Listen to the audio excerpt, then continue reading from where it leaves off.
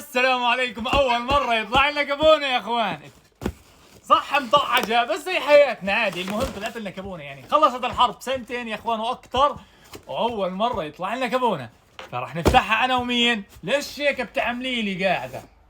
ايش بتسوي؟ وقفنا. انا وريتال يا اخوان. يلا يلا قولي بسم الله.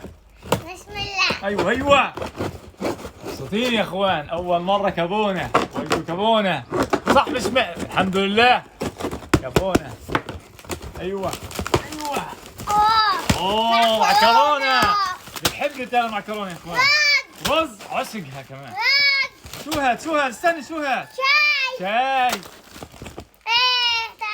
شو هاد؟ لسان عصفور لسان عصفور. عصفور. شو مبعوض ملح. ايه شو هاد؟ فول. طلع يا اخوان الكابونات بتوصلنا صدق. لحمة. مش لحمة تونة. تونة كل. بصر كيف؟ ليش هيك؟ شيش. معكرونة. استني طحينة. سحلب وينه السحلب اشوف؟ معكرونة. حليب حليب. حليب. رز. سكر. عنده بيجي لك واحد ابو راس مربع وبيجي بيقول لك ايش يعني مصديه مش عاجبكم الكابونات يا اخوان. الله يجزاكم الخير.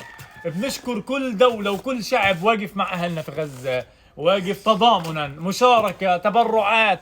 ولكن الفكرة يا اخوان المهمة انه اكثر من 60 ل 70% من الكابونات اللي انتم بتبعتوها بتقف على المعبر شهور يا اخوان.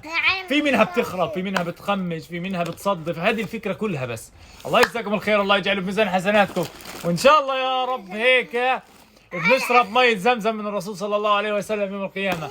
ريتال شو بدها تحكي؟ تفضلي. يا جماعة الغزة احنا بعد نحب غزة. كنا نامين بغزة، فهي غزة كسرت الدنيا. ادعمونا بلايك. حطوا لايك وسبسكرايب. حطوا على السيوف. حطه